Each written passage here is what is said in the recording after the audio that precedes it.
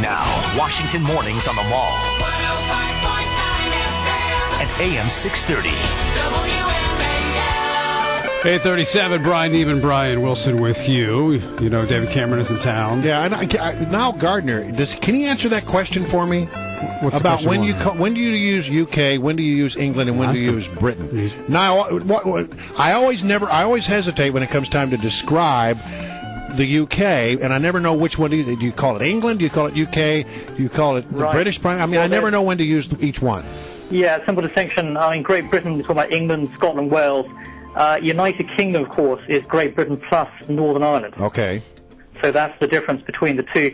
Now, of course, Barack Obama got very confused over this. Mm-hmm. Yeah, well, he's not the only one. After the storming of the Iranian embassy, which he actually, the storming of the British embassy in Tehran, which he referred to as the English embassy. Uh-huh. And so with Obama, I don't think he necessarily knows the distinction between England and Great Britain, which, was rather embarrassing for him at the time, as he said. Okay. By the way, have you seen the movie Thatcher? The Thatcher movie? Yes, I have seen the Iron Lady. The Iron Lady. And do you think it was an accurate description of her life? I think that some of the scenes in the film were very good, others less so. It's a very mixed movie in many respects. It was better than I expected. I don't think it's a left-wing film. It didn't set out to attack Lady Thatcher's record, and I think that we have to be grateful for that.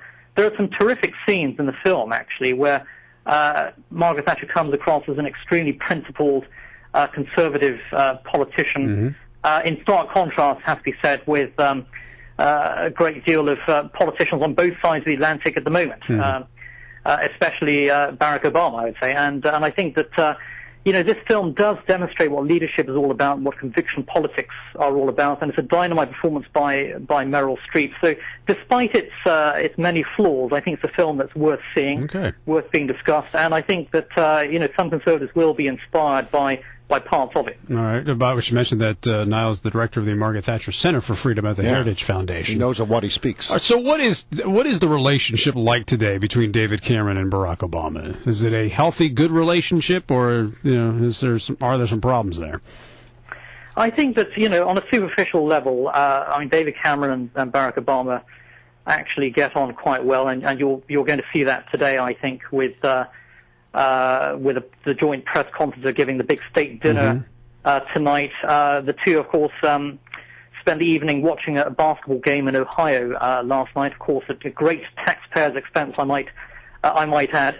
And, of course, Ohio, a crucial swing state for the 2012 election, so certainly the White House had an eye on other matters besides the special relationship.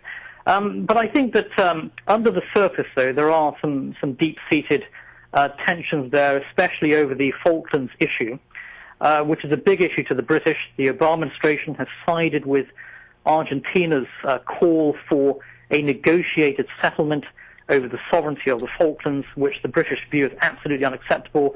And, of course, the White House and the State Department are fully backing Argentina's call on this. And this has caused a great deal of unhappiness in London. And you may see some of those tensions sort of simmering below the surface today at the press conference, when the British press no doubt will be asking Barack Obama about his views on the Falklands. And I think it's going to be a difficult conference for him. Also, President Obama has a long track record of insulting Britain.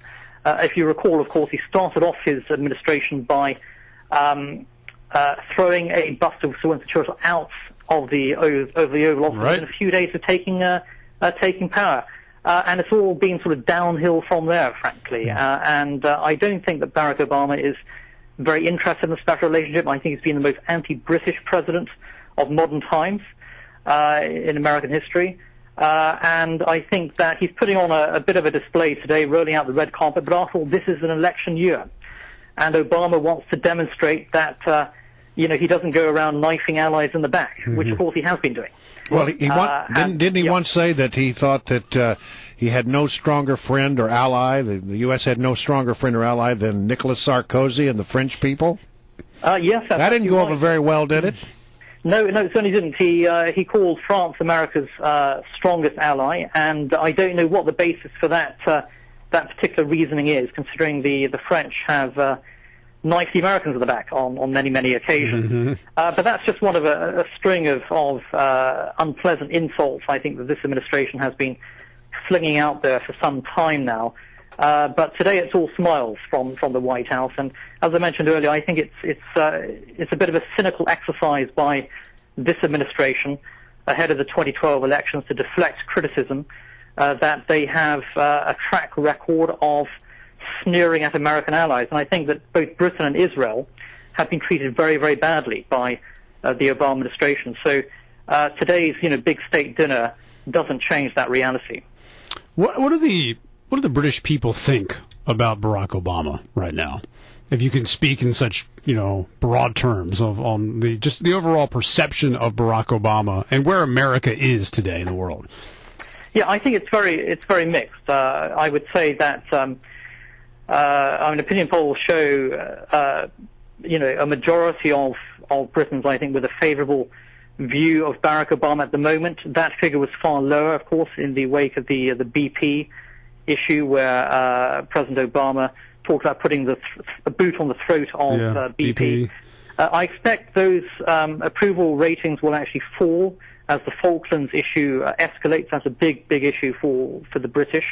I think in the British media, you do see a lot of negative analysis, I think, of the Obama administration. And so if you look at what the British press is saying, it's very, very mixed on Obama. In fact, a lot of it, I think, is very, very skeptical. Is there a chance then when we have this joint press conference, there will be tougher questions coming from the British media? I think so, yes. I think, with the U.S. sort of mainstream media that tends to fawn over President Obama at every opportunity, they're not going to ask any difficult questions.